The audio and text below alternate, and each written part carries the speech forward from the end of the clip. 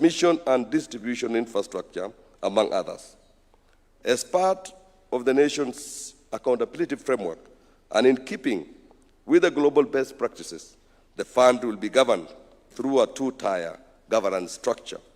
The fund will draw its resources from proceeds of privatization, proceeds from the sale of shares in government-linked corporations, and returns generated from investments undertaken by the fund itself. This legislation, therefore, represents a significant step in addressing the constraints in physical space while creating a sustainable institutional mechanism for financing Kenya's long-term infrastructure needs. Your Excellency, sir, with the National Assembly having discharged its constitutional lawmaking mandate in enacting this important legislation, it is now my most humble duty to petition Your Excellency, as head of state and government, to exercise the authority conferred upon you under Article 115 of the Constitution and assent to the National Infrastructure Bill 2026 into law. Your Excellency, sir, with your kind permission, I now invite the Clerk of the National Assembly to present the vellum copies of the bill for your consideration and assent. The Clerk.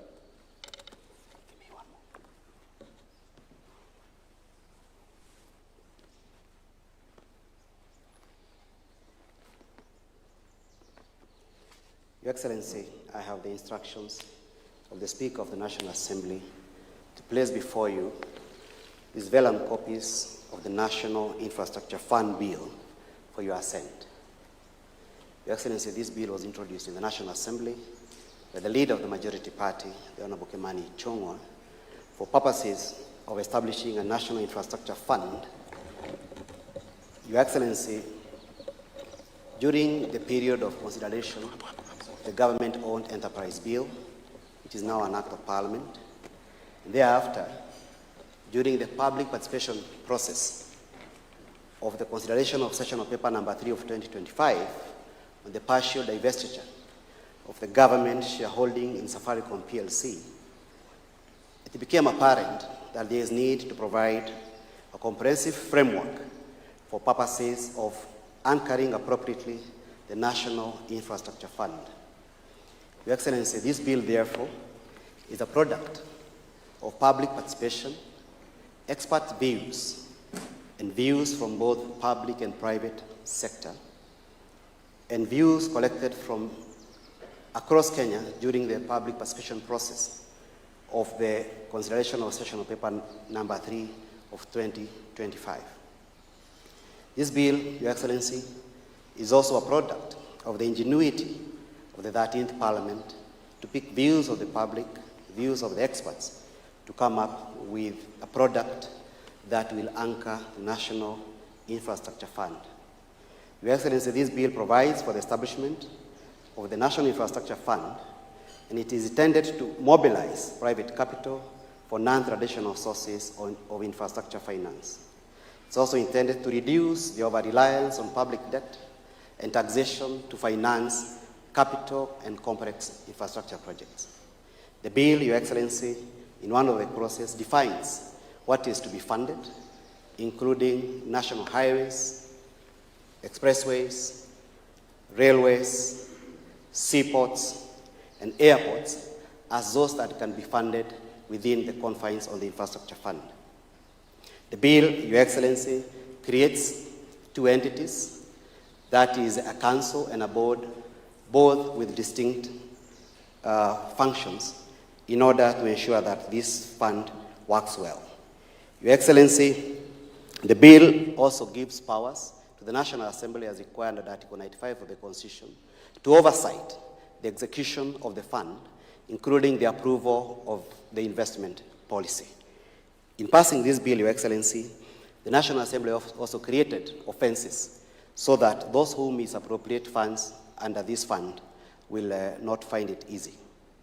Your Excellency, in passing this bill, it was the view of the National Assembly that the bill will not lead to any increase in taxation, but will actually do the opposite, because the intention of the House is to facilitate the government of the Republic of Kenya, Your Excellency, to mobilize capital from non-traditional sources to reduce reliance on taxation and borrowing as the main options of financing capital infrastructure projects.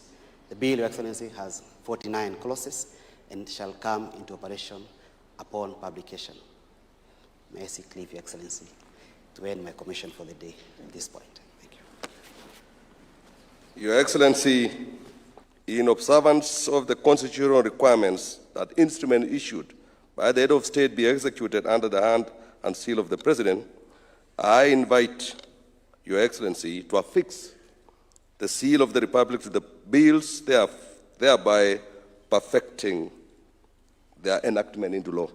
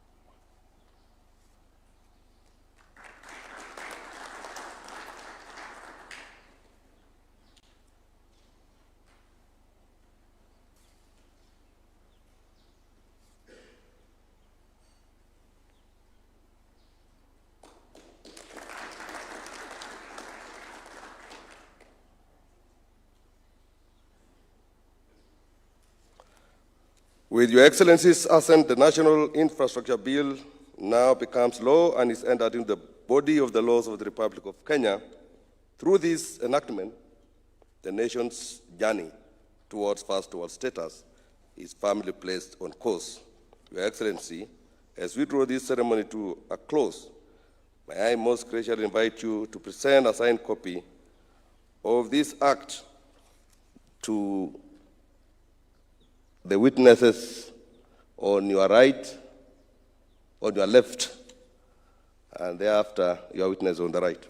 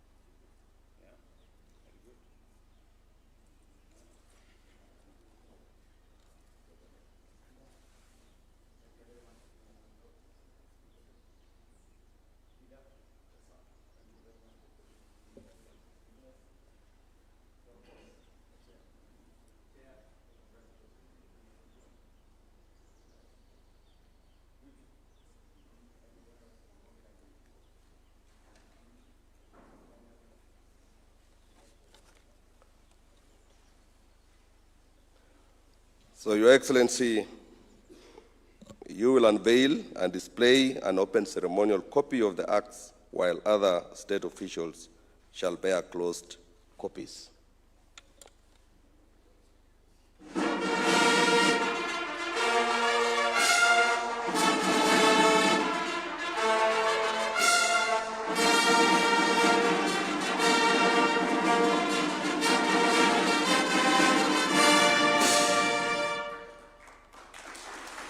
I thank you, Your Excellency.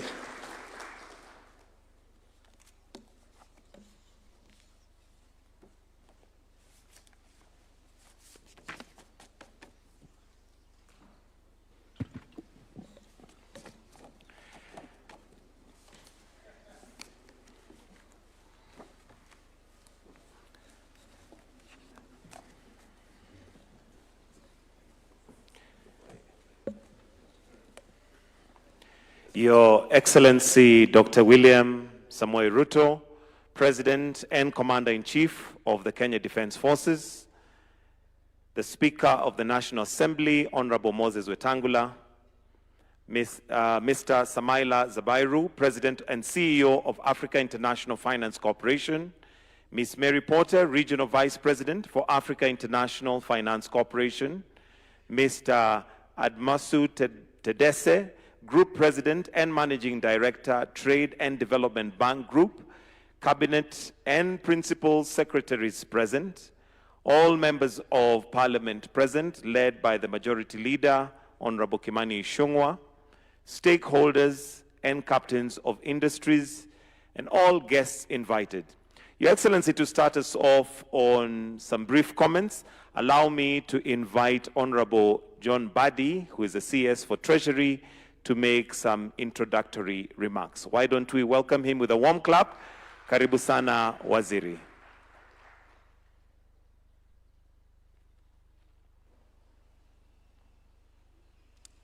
Thank you very much. Your Excellency, I am glad to be standing here today to present what I can term as my report form on the assignment handed over to me, together with the Attorney General, by the Cabinet on 15th of December 2025, having approved the establishment of National Infrastructure Fund in Kenya, and also approved the commencement of the necessary legal framework required for establishment and operationalization of the fund. My appreciation, Your Excellency, goes to the leadership of the National Assembly, and more particularly the Committee of Finance and Economic Planning, who efficiently managed this process and delivered the final bill in a record time. Your Excellency, some of the proposals in the National Infrastructure Bill 2025 are informed by lessons learned and best practices from other countries that have experienced significant infrastructure development by transitioning from traditional debt-heavy public spending to blended investment-led financing models. We studied successful models from jurisdictions including India, Singapore, Saudi Arabia, South Africa, Nigeria, Germany, and Canada, among others. Your Excellency, it's also worth noting or saying that signing of the National Infrastructure Act into law is the wider delivery of the Kenya Kwanza Manifesto as approved by Kenyans in the last election, and this was a promise which was in black and white in that manifesto. And Your Excellency, allow me to blow my own trumpet and affirm that I am a fast learner in this regard, and I can ably explain that manifesto even though I was not part of it at the time. But Your Excellency, it is also worth noting that even as Azimio coalition, where I belonged then, and Azimio is not there anymore, but where I belonged then and sat in the Economic Council, we also had a similar arrangement where we had also proposed that we would set up a fund to deal with infrastructure development, even though we didn't call it a bank as your own manifesto did. So all Kenyans were in agreement that we were facing constrained fiscal space, yet we still needed a huge and massive investment in infrastructure. And therefore, we had to think outside the box and come up with innovative ways of financing our infrastructure projects. Your Excellency, allow me to speak to the macroeconomic context informing this proposal. Kenya's fiscal position places real constraints on policy choices. Public debt stands at approximately around 67% to date of GDP, while debt service obligations consume more than half of ordinary revenue. As a matter of fact, our projection for 26-27 is that 48.7% of our ordinary revenue will go into debt service costs. That is almost 50%. And there was a year we had already crossed the 50% mark. So, Your Excellency, it's evident that we don't have more space, especially in debts, and we don't have space also in our increased taxation. Hence, the necessity to come up with these innovative and creative ways of financing commercially viable infrastructure projects.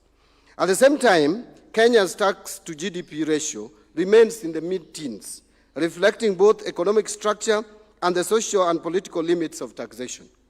Global financial conditions have also tightened, making borrowing more expensive and less predictable. Yet demands on government have not diminished. Infrastructure gaps remain a binding constraint to growth, while social sectors require sustained investments, like education. Your Excellency, it would interest Kenyans to know that we are spending close to 27% of our expenditure, total expenditure, in supporting education in this country. Yet, you still hear complaints that we are not supporting education enough. We are spending so much money in supporting health programs, including primary health care, which is funded 100% by the national government. Yet still, you still hear concerns that we should put or allocate more resources in healthcare. We are spending so much money in social interventions to our elderly, those who are vulnerable in different ways, and yet still you hear that we need to spend money on these social interventions. And therefore, Your Excellency, there is need to take out of our budget some of the commercially viable infrastructure projects. And this includes, and not limited to, the following. One is the airports and seaports.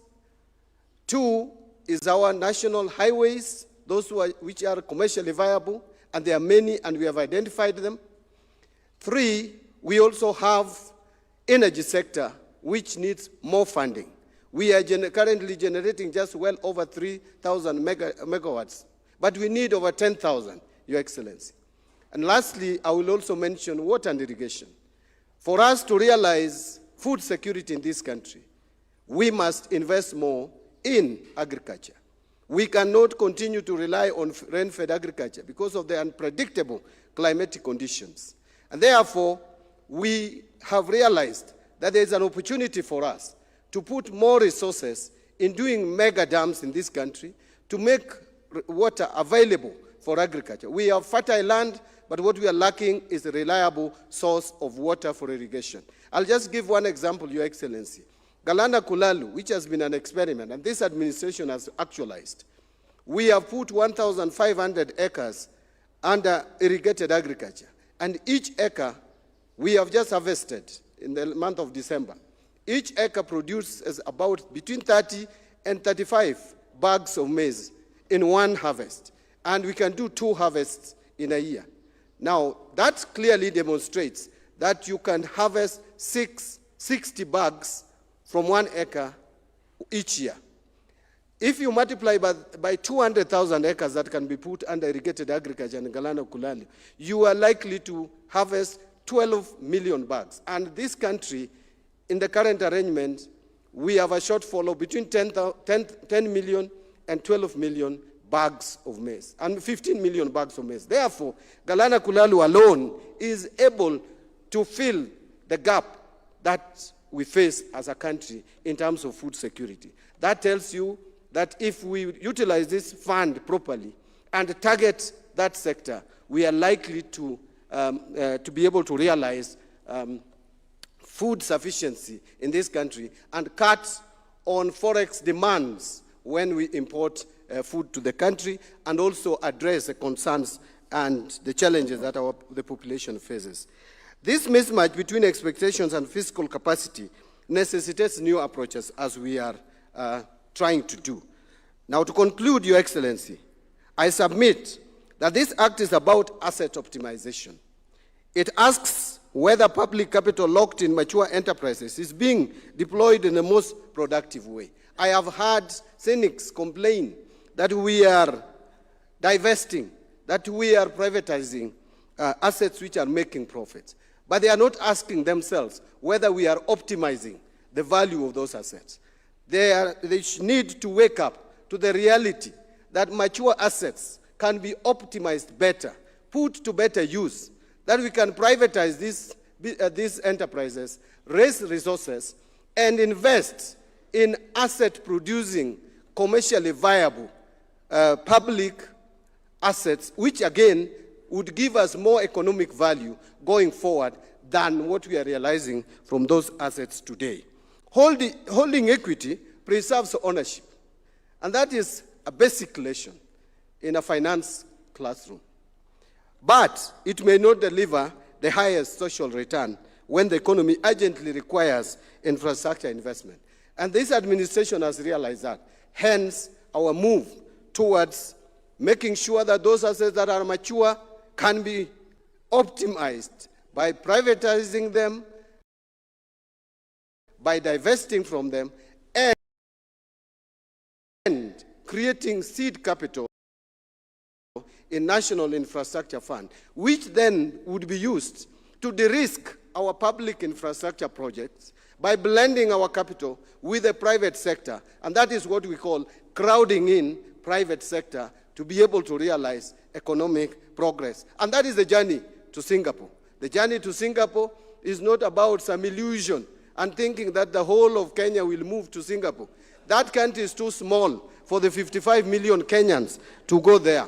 We are going there in terms of taking decisions, deliberate, to make sure that we move to the first world. There is nothing that would stop this country from moving to the first world. What you need is brave and courageous leadership, a leadership that is thinking, and a leadership that is not held back by old thinking, like I hear people say, that instead of creating this fund, why don't you go ahead and continue borrowing through infrastructure bond?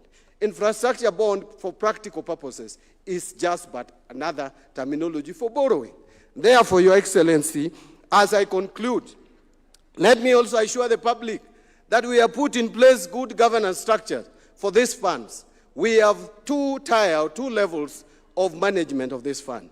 But again, it is important to note that the board will be reporting to the cabinet secretary 4 times in a year, minimum. But again, the cabinet secretary will be reporting to the cabinet at least twice in a year. And again, we will be reporting to the National Assembly, which is the people's representatives, oversighting this fund at least once a year. And nothing stops National Assembly from inviting those who are managing this fund anytime, any day. They can even invite us to explain the operations of this fund 365 times in a year, which means every day we can go to the National Assembly and explain the operations of this fund. Allow me to end there, Your Excellency, because I was just supposed to give a summary of what this fund is all about, and stop it there and thank everyone who participated in making sure that today we are celebrating a new child in the Republic of Kenya. The National Infrastructure Fund has just been born. Thank you very much. Thank you, Waziri. Your Excellency, next allow me to now invite Dr. Jose Akili, CEO, CPF, to come and make some brief remarks. And as he's coming, just an amendment, Mr. Samaila Zubairu is President and CEO, Africa Finance Corporation, and Ms. Mary Porter is Regional Vice President for International Finance Corporation. A clap for Bwana Akili as he's coming to make some brief remarks. Welcome, sir. Your Excellency, sir, and your distinguished guests, I represent the pension industry as the chairman of the pension trustees and administrators of Kenya, and I'm also proud to have served as the convener of Committee of Experts appointed by the Cabinet Secretary for National Treasury last year, where we convened ourselves as a private financial and capital partners, and we were able to do the work we were given by the Cabinet Secretary, and indeed handed over to the peers our report. In that document, Your Excellency, we recommended strongly that a fund be created by the government and a mirror image of the same fund be created by the private parties who are here, so that we can be able to blend the finance and be able to achieve national development.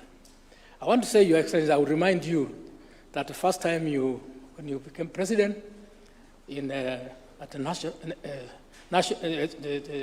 NSC, Nairobi Securities Exchange, when you came as our guest, I did say, and loudly so, that we as an industry at that time, we were controlling 1.6 trillion pension industry.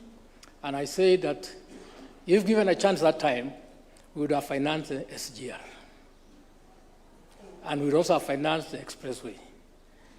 And I know it was baffling for you, but now I stand here to tell you that because of the initiatives you introduced, including the strengthening the NSSF, we have now managed to reach 2.81 trillion in assets in the pension industry. But in our committee of experts, we managed to aggregate ourselves to include insurance companies, the Islamic finance, SACCOs, and the banks, and the banking fraternity. And we are ready, sir, to continue that engagement, and we'll be asking for more collaboration and opportunities to engage and be able to do these things. We believe in this vision of bottom-up economic agenda, which you espouse, and I want to assure you that under your leadership, this fund, we will make it work. Thank you, Your Excellency. Thank you, Bwana Jose Akili, Dr. Jose Akili. Next, Your Excellency, from the insurance sector, allow me to invite Mr. Tom Gitogo, Group MD and CEO of Britam Holdings PLC. Why don't we give him a warm welcome as he approaches the stage. Welcome, sir.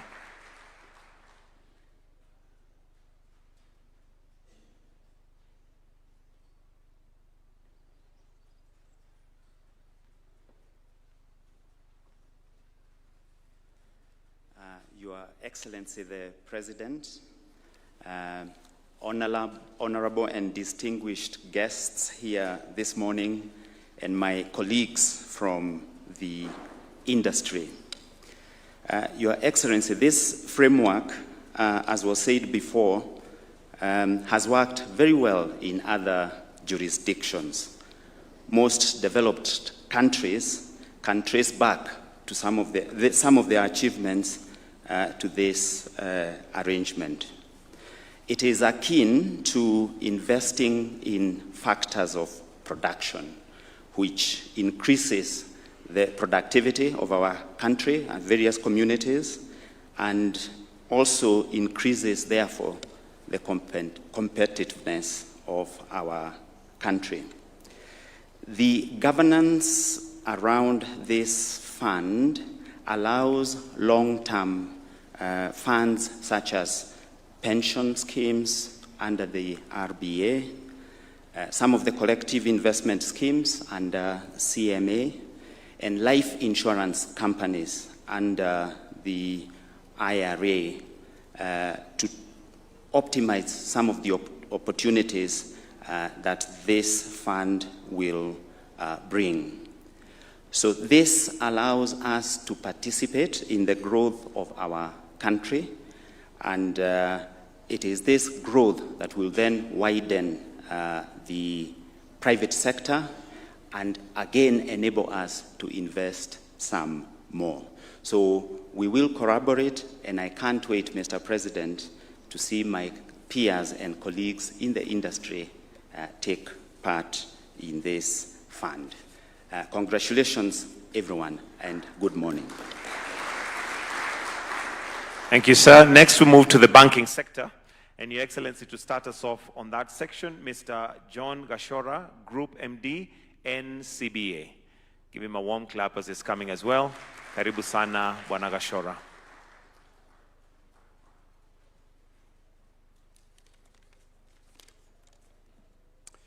Your Excellency, the President, distinguished guests, let me ride on the protocols already established. Let me start by saying congratulations, Mr. President. I think we owe you a clap. Some of us first heard about this fund, I believe, during your State of the Nation address in November. And then you talked about it quite more during the Jamhuri Day celebrations.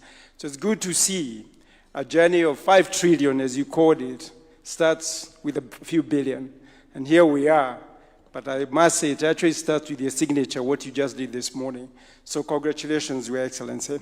I think the question a lot of the banks would ask is, when you talk about Kulalu, for example, Waziri, are those investable projects for the banks?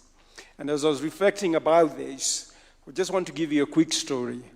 In my previous life, I worked for a bank called Credit Suisse, and may it rest in peace, because they died, unfortunately.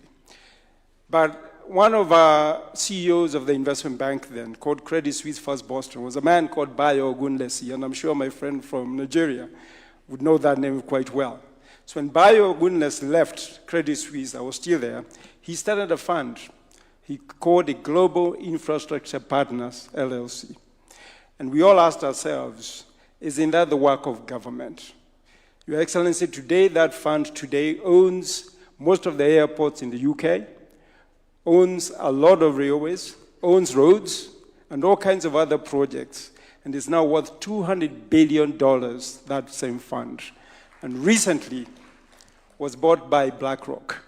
So what I'm trying to say is that there are serious investable projects that we banks would be more than happy to participate and work with the national government on. Having looked at the bill, I want to also thank the Parliament. I think they have done a fantastic job to address the key issues that we worry about, which is governance. I think your President, your government has put a lot of effort to make sure that the governance of this fund meets what we as a private sector would like to see. So really for me is to congratulate you, say that the journey of 1,000 miles starts with one step. We have started it, and we'll walk this journey with you. Thank you very much.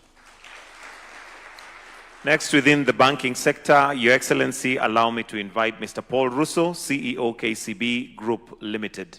Karibu sana, Mr. Paul Russo. We can welcome him with a clap as well.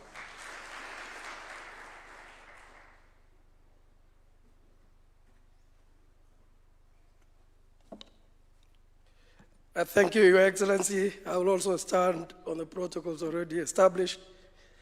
Your Excellency, when I stand here, I kind of don't know whether I should represent the Kenya bankers or KCB, because I'm the chairman of Kenya bankers. So let me represent both, Your Excellency.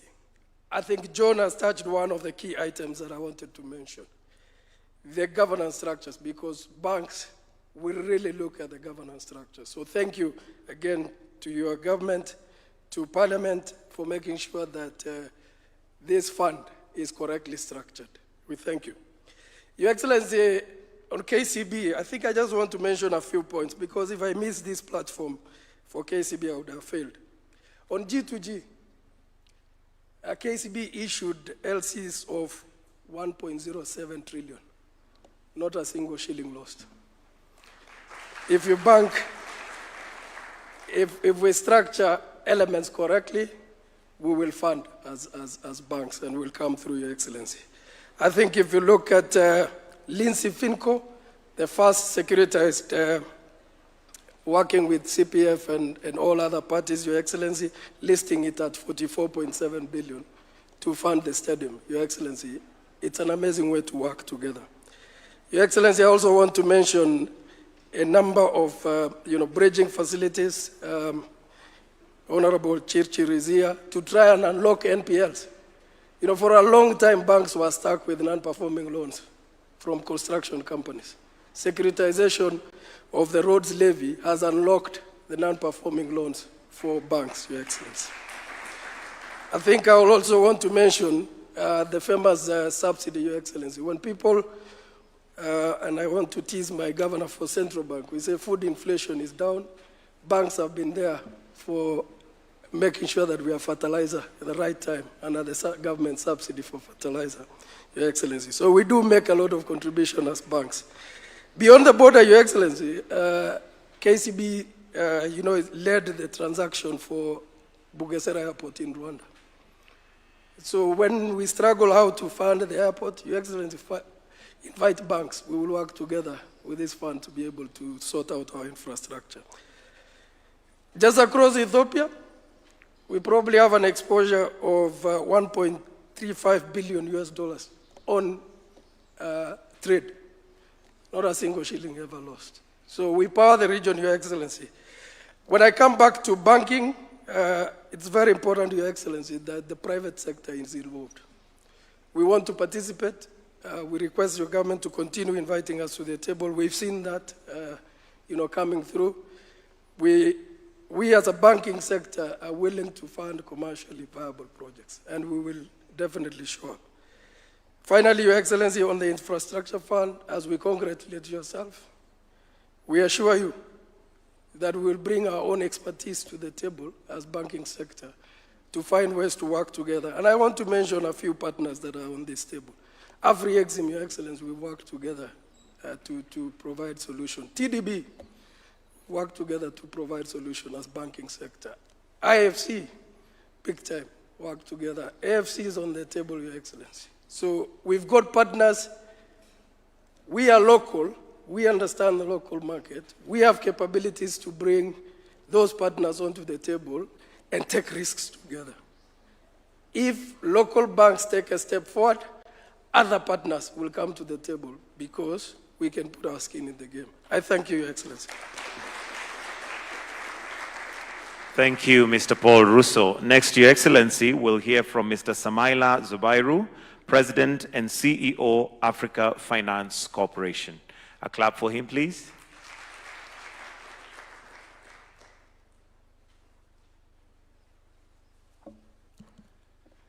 Your Excellency, President William Ruto, Honorable Cabinet Ministers, AMFI principals and colleagues, development partners, investors, distinguished guests, ladies and gentlemen, good morning. Across history, nations that transform their destiny do so at moments when leadership chooses to build the future rather than wait for it. Today is one of those moments. Your Excellency, let me therefore begin by congratulating you, the government of Kenya, and the people of Kenya on the signing into law of the Kenya Infrastructure Fund.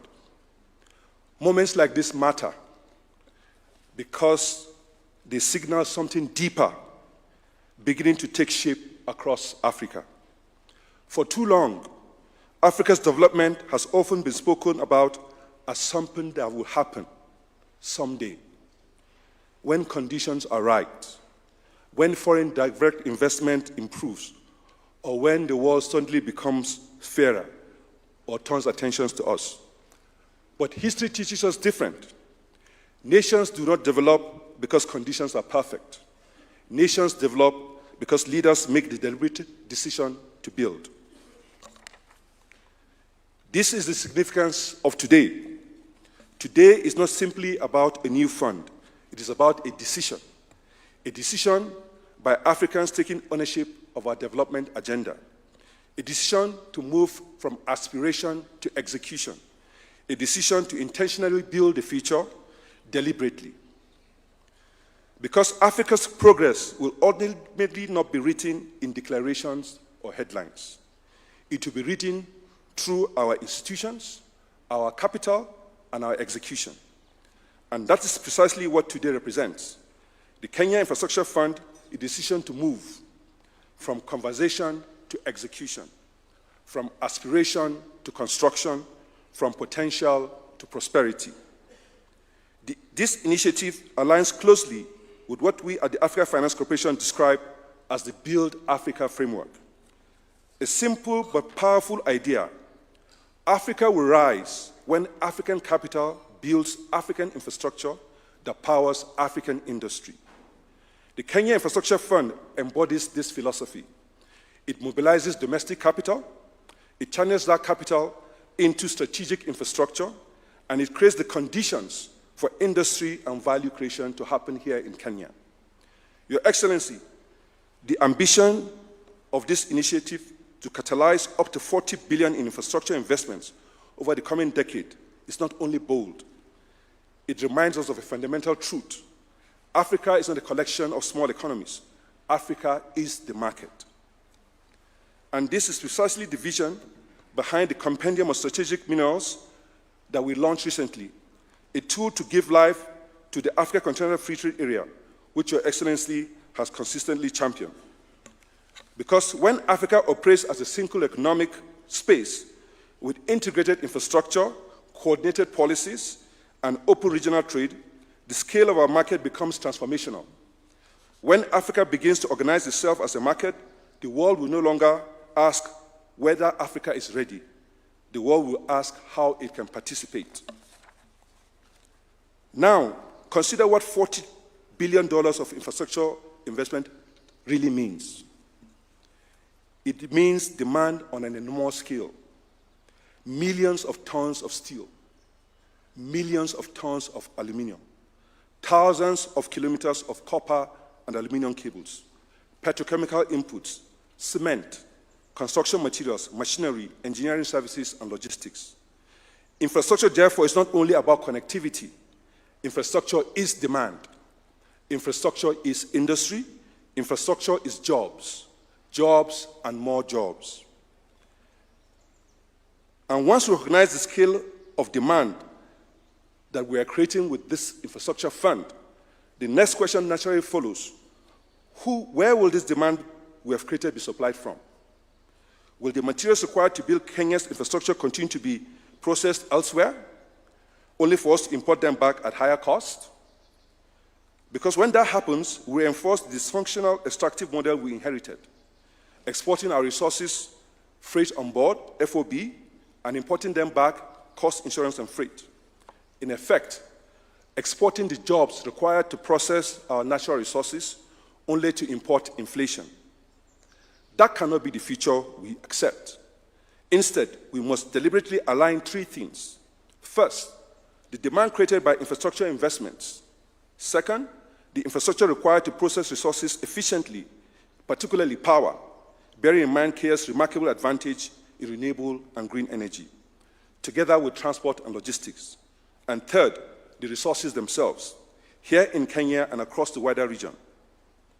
When these three come together, supported by regional coordination and policy certainty, infrastructure becomes more than connectivity. It becomes industrial policy in action. Your Excellency, perhaps the most powerful element of the Kenya Infrastructure Fund is its potential to mobilize Africa's domestic capital. Across our continent today, domestic capital pools across banks, insurance funds, pension funds, central bank reserves, public development bonds, is over $4.4 trillion. So, what this means is that Africa is not short of capital. What we have lacked is the organization of that capital. Consider Kenya. Kenya's pension industry and insurance industry manage over $30 billion in assets.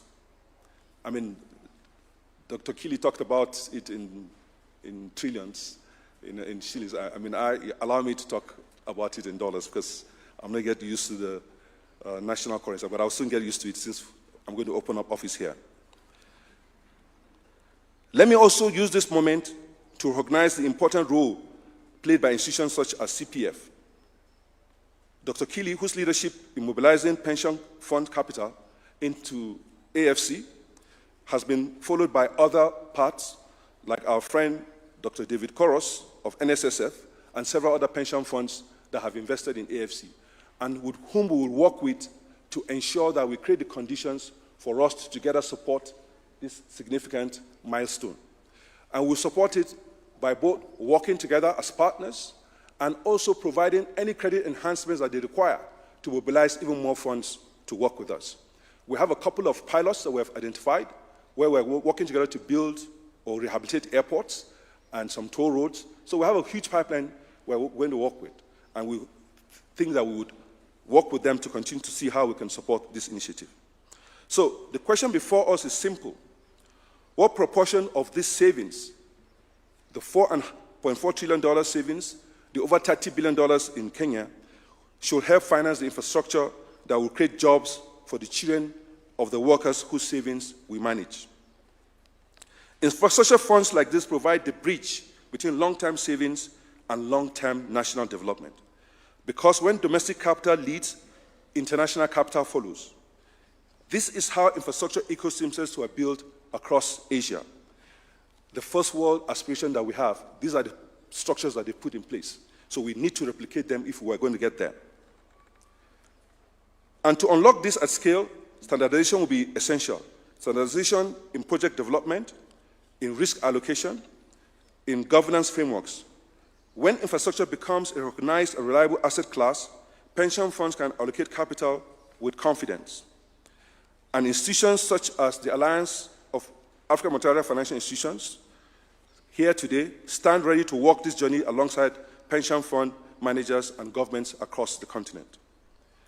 Your Excellency, next month, the Africa Finance Corporation will convene, together with the government of Kenya, the first Africa We Build Summit here in Nairobi, fittingly the home of our new regional headquarters. We're deeply grateful to you for agreeing to host this important gathering, and more importantly, for being a champion of the Africa we build. The purpose of that summit is simple: to mobilize Africa's own capital to build Africa's future. Because the challenge before Africa is not the absence of capital, it is the organization of that capital.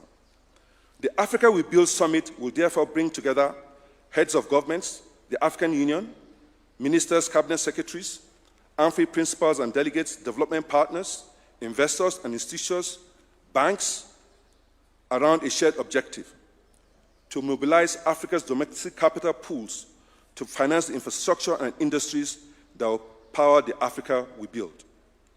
Because ultimately, the question before our generation is not whether Africa has the resources. We do have the resources. Africa has resources. It is not whether Africa has the capital. Africa has capital. The real question is whether we have the conviction to organize those resources to build the future we want. Today, Kenya has answered that question with clarity. And if we replicate this spirit across our continent, the story of Africa will change within a generation. Because the Africa our children will inherit will not be the Africa we hoped for. It will be the Africa we chose to build. Thank you very much. I look forward to seeing you at the Infrastructure Summit. Thank you. Thank you. Thank you very much. Your Excellency, next we'll hear from Ms. Mary Porter, the Regional Vice President for International Finance Corporation. A warm clap as she approaches the stage. Karibu sana.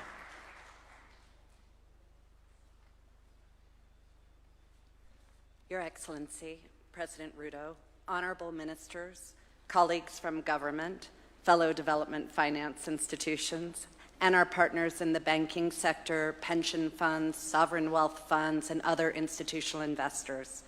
On behalf of the World Bank Group and my own institution, the International Finance Corporation, it's a true pleasure to join you in celebrating the enactment of the National Infrastructure Fund Act, a milestone that signals fresh momentum in Kenya's journey to meet its infrastructure needs.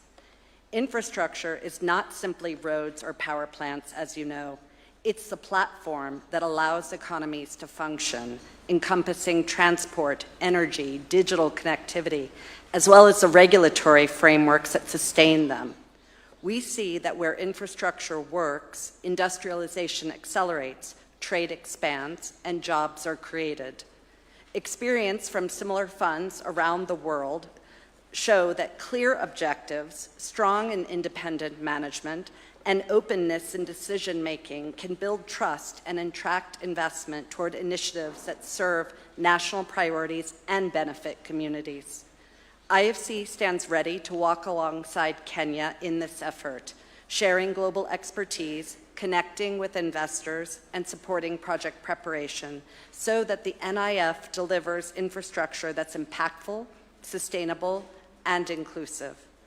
Your Excellency, we look forward to deepening our engagement as Kenya mobilizes capital to build the infrastructure that will power the nation's growth for generations to come. Thank you, and again, a very big congratulations. At this point, Your Excellency, allow me to invite CS Mbadi, CS for Treasury, to invite His Excellency, the President.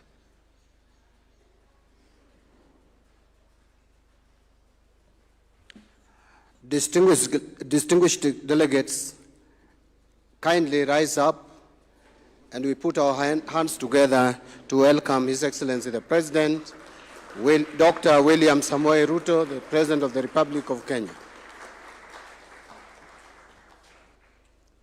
Thank you very much. Let's take our seats.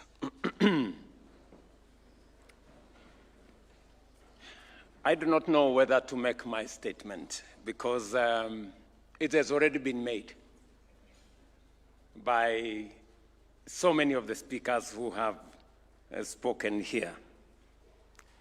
But ladies and gentlemen, today is the 9th day of March 2026.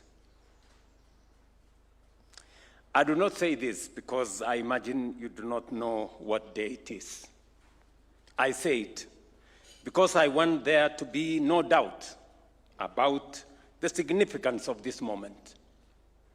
Years from now, we will look back on this day as a turning point in the journey of our nation's transformation.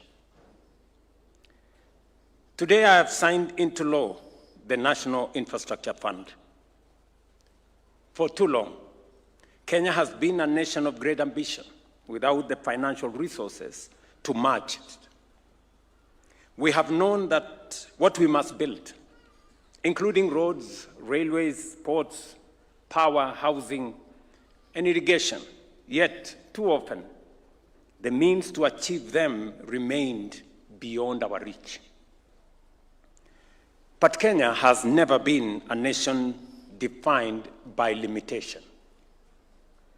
The generations before us fought for independence, democracy, human rights, and the rule of law. Because of them, we live under one of the most progressive, democratic, and open societies in the world. Our Constitution guarantees healthcare, housing, food, water, education, and social security as fundamental rights, but rights written on paper must be delivered in reality. That conviction gave rise to the bottom-up economic transformation agenda, the belief that our nationhood remains incomplete so long as millions are excluded from economic opportunity.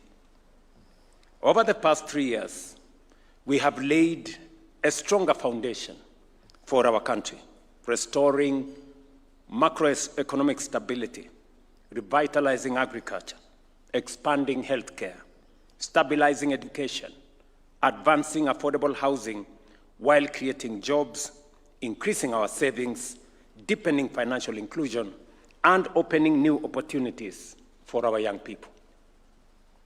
Today, Kenya stands on firmer ground, but the next stage of our journey demands more skill, more investment, more infrastructure, and above all, a new way to finance our development.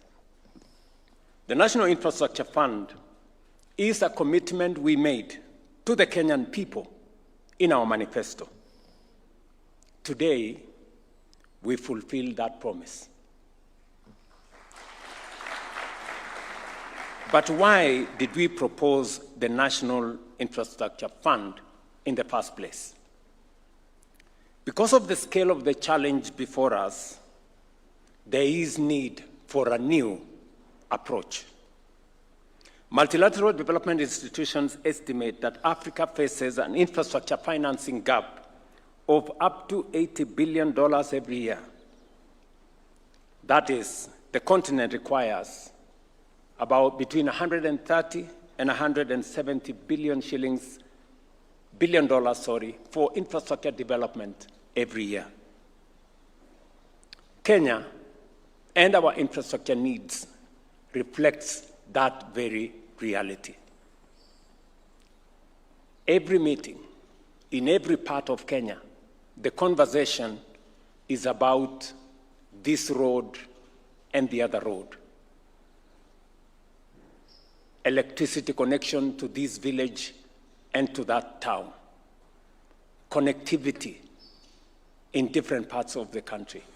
and access to agricultural infrastructure for food security. Every meeting in every part of Kenya speaks to those issues. The World Bank has estimated that our country requires approximately $4 billion each year to meet its infrastructure needs. A decade ago, Africa, Kenya included, believed it had found a once-in-a-generation opportunity to accelerate infrastructure development. Global interest rates were historically low following the global financial crisis. The China's Belt and Road Initiative opened new sources of infrastructure financing. But we did not fully anticipate the risks of relying so heavily on sovereign debt.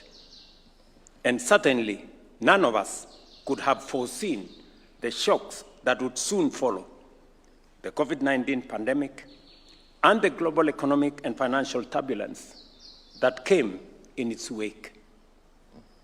It was against this backdrop that my team and I began to ask ourselves a necessary question before the last election. We spent a lot of time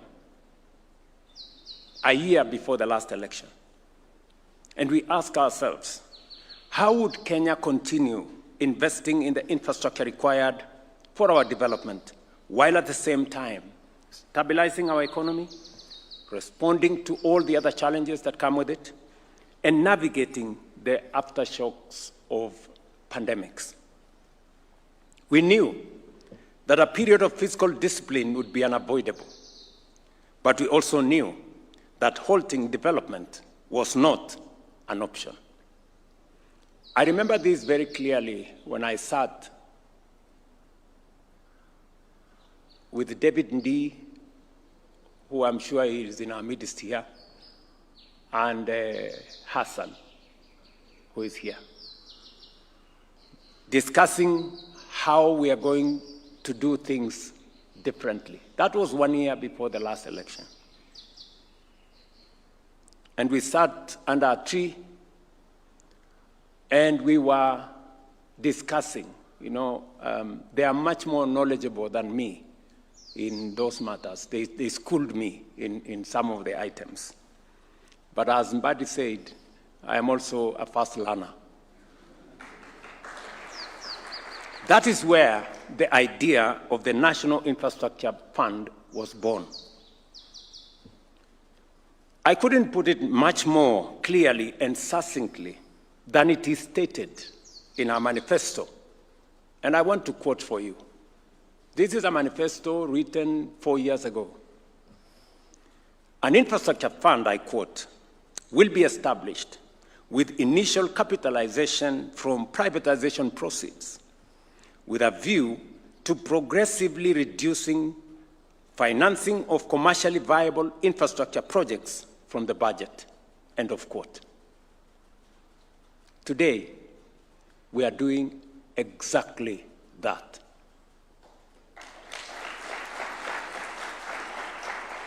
The National Infrastructure Fund is here, and tomorrow in the morning at 8, I will be at the NSC to ring the bell to complete the privatization of the Kenya Pipeline IPO and raise 106 billion Kenya shillings that will be the seed money for the National Infrastructure Fund.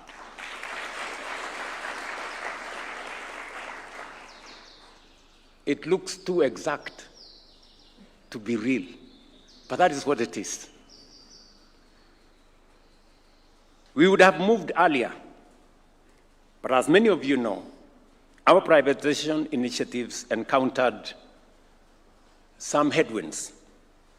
Around the same time, we sought to expand, for example, the Jomo Kenyatta International Airport through a public-private partnership. That proposal also met very strong resistance. Today, I am pleased to announce that the expansion of the Jomo Kenyatta International Airport will be the first major project financed through this new model of financing under the National Infrastructure Fund. Just so that you know, and again, it looks too exact to be real, we just announced the contract for the expansion of Jomo Kenyatta International Airport. Between 15 and 20 billion shillings from the National Infrastructure Fund, from the proceeds of the Kenya Pipeline IPO, will go to financing the seed money for the expansion of Jomo Kenyatta International Airport. We will put in our 15 or 20 billion, pension funds, insurance companies, other collectives. You have the opportunity to invest. We are not talking about next year. We are not talking about in August. The opportunity to work with us in the National Infrastructure Fund is as soon as next month. So the opportunities you have been looking for to invest in commercially viable public infrastructure projects is right here.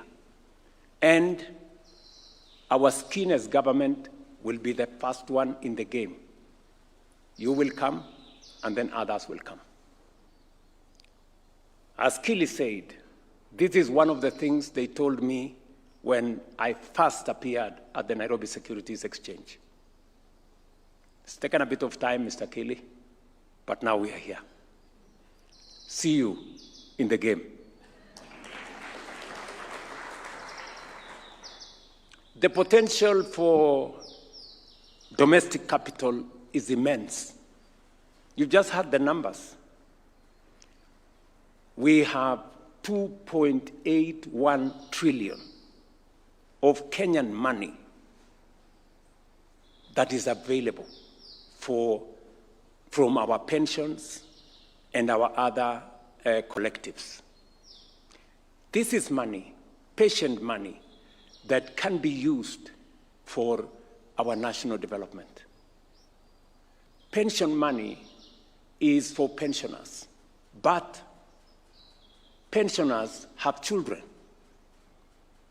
We've been told here by my good friend, the CEO of Africa Finance Corporation, we must use pensions to create jobs for the children of those whose pensions we are managing.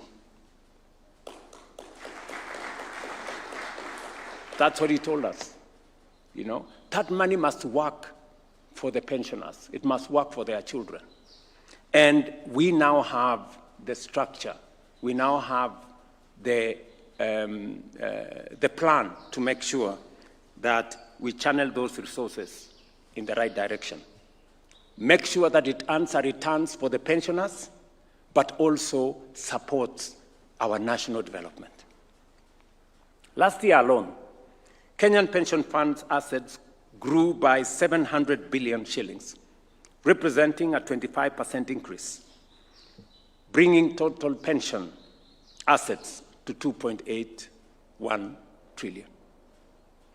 In 2023, as Kili said, it was 1.6 trillion. Look at the growth. It's growing by 700 billion every year. It will not be possible for you to invest that money in treasury bills or treasury bonds.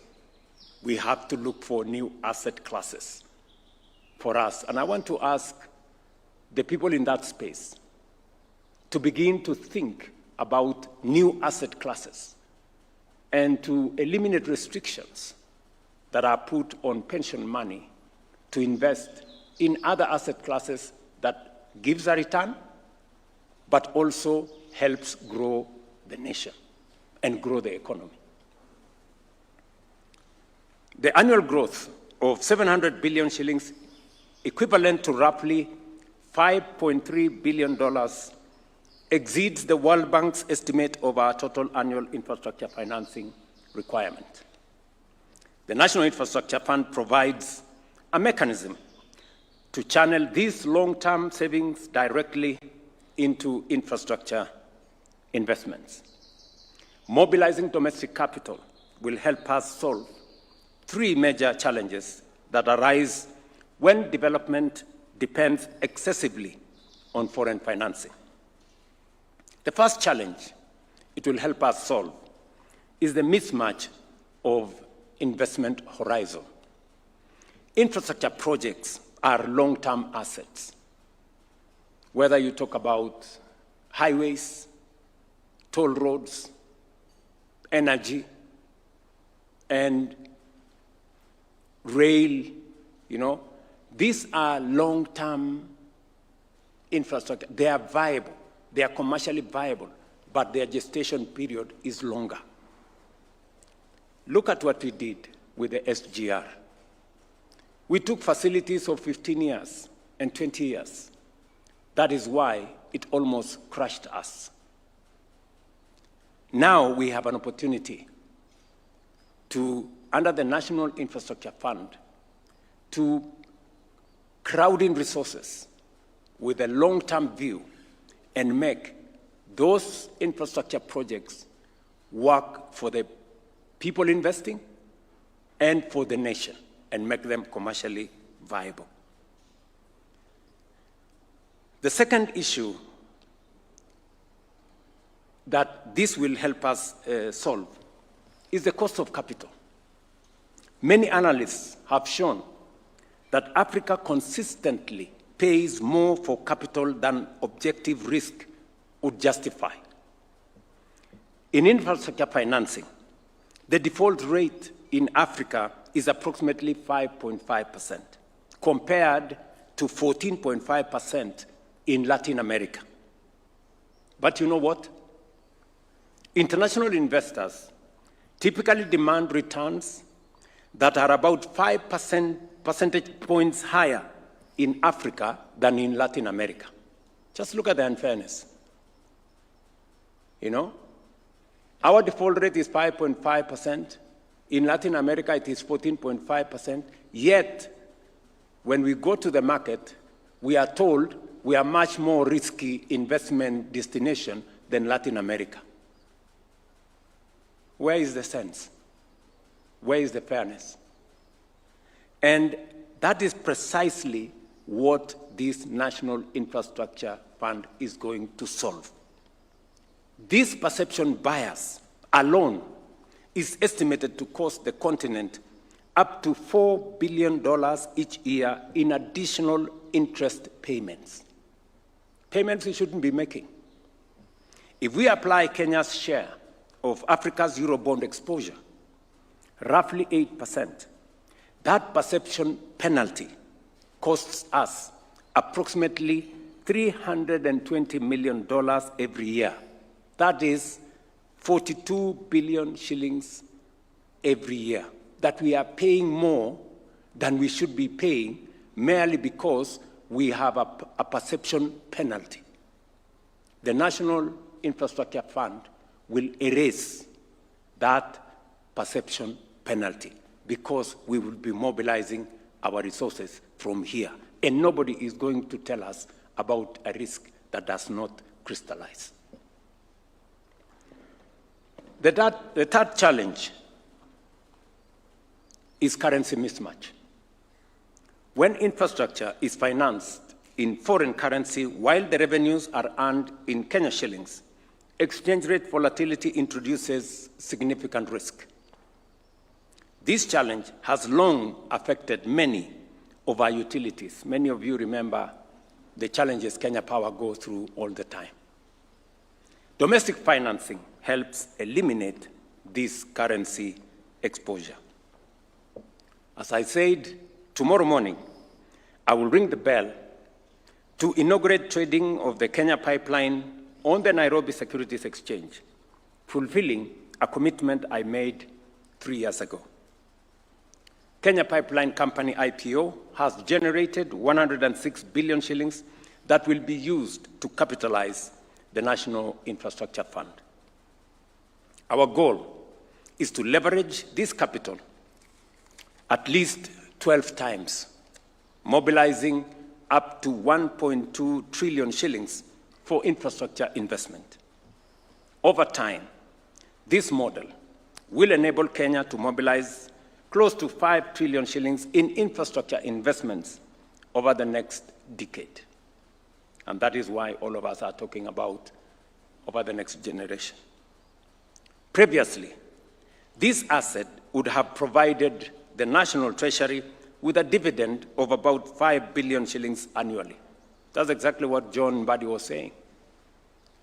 This asset of Kenya Pipeline, we would be receiving a dividend of 5 billion shillings every year. But look at what it is going to do. The maximization of this mature asset is going to do maybe 20, 30 times what the 5 billion shillings would do for us every year. And that is the genius in rearranging and reorganizing our resources in a manner that it works best and we maximize their output and benefit and create much more impact than it currently is creating. Through the National Infrastructure Fund, that value of 5 billion will now be multiplied many times over, delivering infrastructure that will benefit all the people of Kenya. I must confess that I struggle to understand the argument that using infrastructure assets to finance additional infrastructure somehow amounts to selling the family silver. I don't understand how that logic is. On the contrary, it is the responsible stewardship of national assets for national development. Many of you will also be aware that Parliament recently enacted the Government-Owned Enterprises Act. This legislation provides modern legal framework for commercializing government enterprises and ensuring that they operate according to the highest standard of corporate governance. This is what our friends from the banks were telling us. I want to assure you that the National Infrastructure Fund and all the other government-owned enterprises, we have made a decision that these assets will be, these parastatals and government agencies will be run on the same principles as the private sector, if not higher. That is our commitment. We have made the decision that these commercially viable agencies and enterprises will not be run by people with political connection. They will not be run by politicians who have not succeeded in their quest. They will not be run by people who have not been subjected to competitive recruitment. This is how we are going to change how Kenya delivers on the most critical and priority programs. This legislation provides a modern, as I said, framework for us to work with the private sector. Institutions such as the Kenya Airports Authority, Kenya Ports Authority, Kenya Railways, KETRACO, the Geothermal Development Company, the National Cereals and Produce Board, will now operate under this framework, among others. Over time, these entities will access capital markets, and the proceeds will allow us to build even more infrastructure for the future. The law establishing the National Infrastructure Fund also provides strong governance safeguards. It establishes a governing council responsible for strategic oversight, strengthens the professionalism and independence of the fund's board, and ensures parliamentary oversight in its investment policy to guarantee transparency accountability, and the prudent stewardship of public resources. Finally, let me emphasize that the National Infrastructure Fund is not an experiment. It is a model that has been adopted successfully around the world. Examples include the Nigeria Infrastructure Fund, established in 2011, the Ghana Infrastructure Investment Fund in 2014, India's National Investment and Infrastructure Fund in 2015, the Canada Infrastructure Bank in 2017, the United Kingdom's National Wealth Fund, and the South Africa's Infrastructure Fund. We have drawn lessons from all these experiences.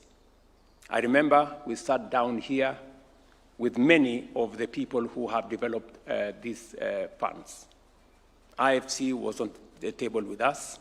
I have had conversations with my good friend Tadesse on this, and Tadesse, 2.5 years ago, encouraged me, Mr. President, think about owning your own horse. And the horse he was talking about is the National Infrastructure Fund. Thank you very much, Tadesse, for your insights. You know, he's a pastoralist, so the horse. I want to thank our development finance partners, including the World Bank and the International Finance Corporation represented here today, who have supported us in designing this framework. The statute we have signed today specifically allows the National Infrastructure Fund to leverage the technical expertise of development finance institutions, of which Kenya is a member. The National Infrastructure Fund will help us, number one, prioritize what is important to us. Number one. Number two, structure our priorities and make them or package them into investable instruments. That capacity, as was said by our banks here, the banks will come in, our DFIs will come in, so that together we can build the capacity to be able to structure what is priority for Kenya into investable instruments. And number three, we will be the first in. We have the resources to either de-risk or to participate in making sure that other investors see us in the equation rather than us encouraging them to be in the equation. Indeed, I must acknowledge that without the responsiveness of our regional and global partners, including the Trade and Development Bank, Afri-Exim Bank, the Africa Finance Corporation, the Africa Development Bank, the World Bank, Kenya would have faced far greater difficulty navigating the global financial turbulence of the last 2 years of my administration. And these good people have been friends to us. We've had very difficult conversations sometimes, but we have been candid and we've been open in our conversations. This development of today is so consequential that when I asked my friend, the CEO of AFC, almost 4 days ago, that we are going to have this event, he canceled his travel and waited because he said he must speak on this occasion because it is a most consequential occasion, not just for Kenya, but for the continent. And you have heard his statement. He has said with clarity that we must build the future rather than wait for that future. The National Infrastructure Fund gives us the opportunity to build the future rather than wait for it. he has said another fundamental statement, because I was listening very carefully. He said, for a very long time, we have been exporting our jobs FOB and importing inflation CFI. Did you listen? So it is time to change that. And this is the opportunity, working together, for us to change that. And I will, with a lot of pride, work with you on your theme of Africa we build. We will be there. Because we want, this is our continent we must build. At a very personal level, I have been building. Yes. From right here in Statehouse, this structure you see here, I built it. And you can see there is construction going on. And it's not just going on in Statehouse. It is going on in markets. It's going on in hostels. It is going on in housing projects. It's going on in the roads. It's going on everywhere. We are building Kenya, and we will work with you to build Africa. Because that is what it is. That is how we are going to transform our nations. I also wish to thank the people of Kenya and Parliament for their support in passing the National Infrastructure Bill. Through public participation, thousands of Kenyans contributed ideas that helped strengthen the governance and transparency provisions contained in the final act. In approving this legislation, Parliament has once again demonstrated foresight, responsibility, and a shared commitment to strengthen the long-term foundation of our country's growth and prosperity. Let me single out the Leader of Majority and the Chair and Committee of Parliament on Finance. Please, if they can rise up so that we can applaud them. Thank you very much, ladies and gentlemen. When I finally write my book, you will have a special chapter. Because what we are doing today is very, very consequential to the development of our great nation. Today's moment, therefore, represents more than a creation of a fund. It represents a new chapter in how Kenya finances its future. A chapter where we invest at scale in the foundation of a first-world economy, transforming agriculture through extensive irrigation and water infrastructure, expanding modern infrastructure, including roads, rail, ports, airports, and logistic corridors that connect our farms, factories, and markets, and scaling up reliable energy to power industry, innovation, and value-added production across our economy. A chapter where our ambition is matched by our capacity. A chapter where the savings of Kenyans today build the infrastructure of Kenya's tomorrow. And a chapter where development is not postponed for tomorrow, but financed confidently today. Let me conclude by saying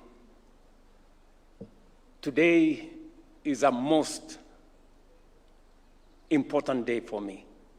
You know, when I see us moving from the discussions we've been having, when I listen to what the private sector is doing, and I want to associate myself with what the banks have said. You know, when we asked our local banks, when we had a crisis of fuel in Kenya, we didn't have oil products in Kenya because we had serious shortages. And we asked banks to step in so that we can create a G2G framework. Some banks were shy, understandably so. But some stepped up. Today, I am very proud of the contribution of Kenya Commercial Bank.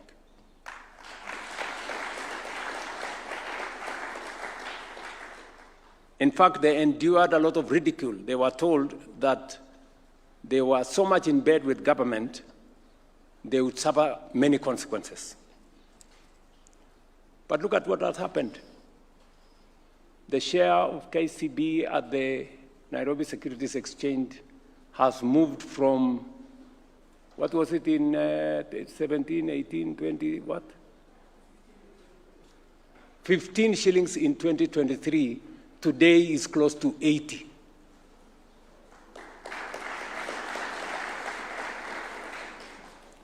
That is what happens when you work with government in a structured manner.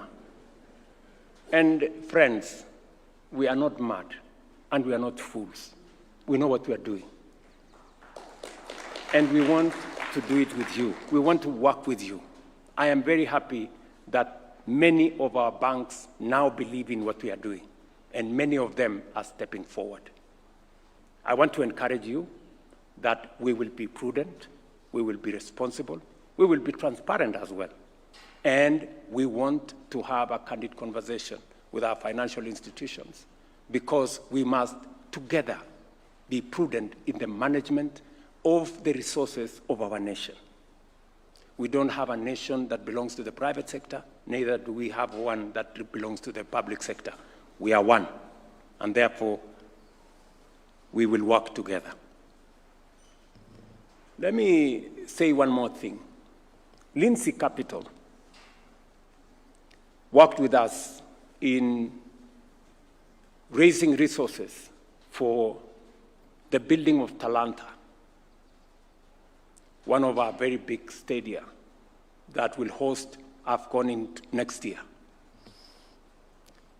I saw a gentleman say that, William Ruto and the government, they have already pledged for 15 years money from our resources to build Talanta. Yes, we have. That's correct. That's what we have done.